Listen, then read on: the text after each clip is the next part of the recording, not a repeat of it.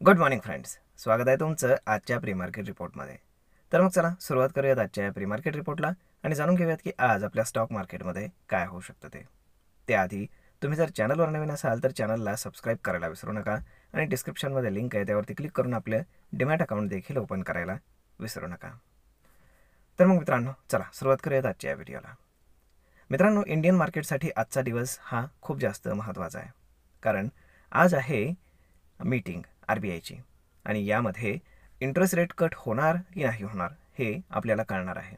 आणि त्यातल्या काही गोष्टी या मार्केटनं फॅक्टर्ड इन केलेल्या आहेत, त्या कशा काय हे सगळं मी तुम्हाला सांगतो. त्याआधी जाणून घेऊयात की काल रात्री US मार्केटमध्ये काय झालं. तर बेसिकली US मार्केट हे मिक्स क्लोज झालेलं आहे. त्यांचे दोन इंडेक्स पॉझिटिव्ह क्लोज आहेत, एक निगेटिव्ह क्लोज आहे, परंतु ऑलमोस्ट फ्लॅट म्हणू शकतो आपण त्याला. परंतु तिथलं मार्केटचं जे सेंटिमेंट आहे ते थोडंसं बुलिश झालेलं आहे.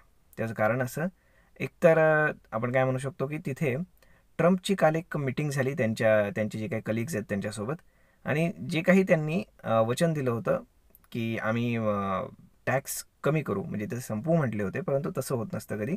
परंतु ते टॅक्स कमी करणार आहेत आणि त्या संदर्भात त्यांनी एक मीटिंग त्यांच्या कलिग्ससोबत केलेली आहे. साहजिकच आहे, त्याचा पॉझिटिव्ह इम्पॅक्टच आपल्याला अमेरिकन मार्केट आणि पर्यायानं पूर्ण जगभराच्या मार्केट्सवरती आपल्याला नक्कीच पाहायला मिळेल. परंतु पाहूयात की येणाऱ्या 2-4 दिवसामध्ये ते त्या संदर्भातला डिसिजन मे बी घेऊ शकतील. आज शुक्रवार आहे आणि US मार्केटमध्ये दर महिन्याच्या पहिल्या शुक्रवारी नॉन फार्म पेरोल डेटा, की जो प्रचंड महत्त्वाचा असतो, तर तो येत असतो आणि काही इकॉनॉमिक डेटासुद्धा त्यासोबत येत असतात. म्हणजेच काय की मागच्या महिन्यामध्ये अमेरिकन अर्थव्यवस्थेची ग्रोथ कशी राहिलेली आहे ते त्यावरनं समजतं. तर मग आता जर आपण पाहिलं तर याला मार्केट तिथे रिॲक्ट करतं आणि त्यानंतर पूर्ण जगामध्ये त्याचं इम्पॅक्ट पडत असतं. तर आता USचे जे आपण फ्युचर्स जर पाहिले तर सध्या ग्रीनमध्ये आहेत आणि ऑलमोस्ट एशियन मार्केट्स जर आपण पाहिले तर तेही ऑलमोस्ट मिक्स आहेत, काही अप काही डाऊन, परंतु मोस्टली ग्रीनमध्ये आहेत. जर आता आपण कालचा FIS DIचा डेटा पाहिला तर FISनं पुन्हा एकदा त्यांचं सेलिंग प्रेशर वाढवलेलं आहे.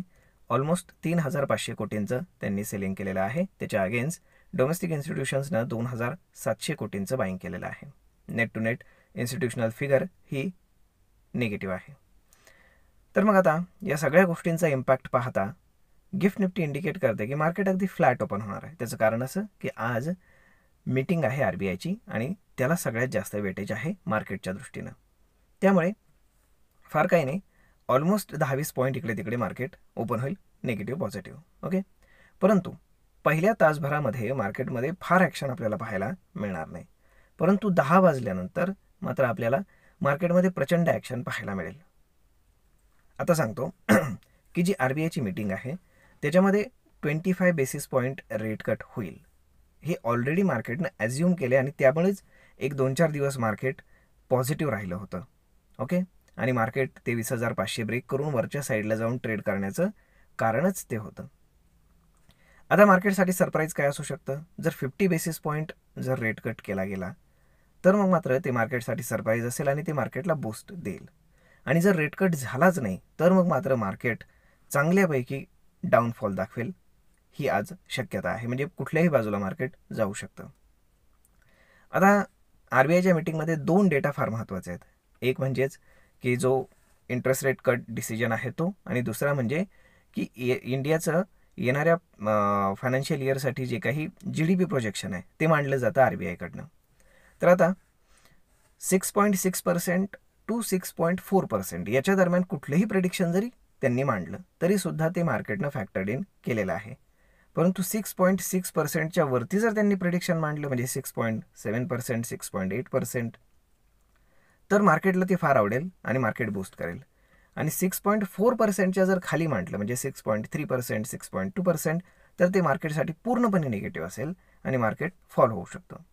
म्हणजेच काय की हे 2 डेटा त्या मीटिंगमध्ये ते जे अनाऊन्स करणार आहेत सकाळी 10 वाजता, तर ते फार महत्त्वाचे आहेत. तर या 2 गोष्टींना मार्केट रिॲक्ट करणार आहे. त्यामुळे ती मीटिंग तुम्ही लाईव्ह पहा आणि त्याप्रमाणेच तुम्ही तुमची ट्रेड प्लेस करण्याचा प्रयत्न करा. आता काल एक्सपायरी झाल्यामुळे आज मार्केट एकदम हलका आहे. ओके. तरी आपण जर FISच्या पोझिशन्स जर पाहिल्या तर काल 82% शॉर्ट्स होत्या, त्या आज 84% आहेत. म्हणजेच काय की FIS नेगेटिव्ह बायस धरून चाललेले आहेत आणि त्याच्या अगेन्स्ट रिटेल ट्रेडर्स जे आहेत तर ते पॉझिटिव्ह बायस घेऊन चाललेले आहेत. त्यामुळे आता इन्स्टिट्यूशन आणि इंडियन रिटेलर यांच्यामध्ये फाईट आहे. बघूयात की आज कळेल कोण जिंकते.